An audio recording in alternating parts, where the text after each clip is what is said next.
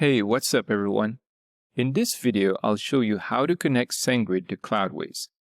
This integration will allow you to send reliable emails from your Cloudways server using SendGrid.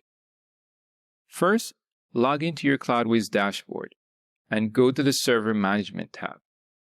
Under the SMTP setting, you'll see an option to add an external SMTP service.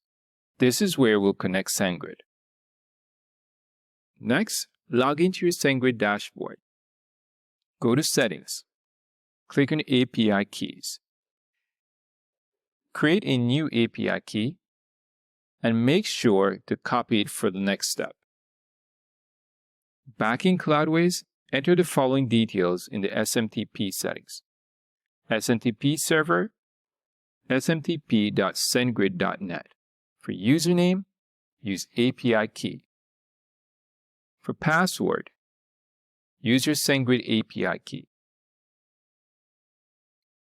For port, 587 for TLS or 465 for SSL.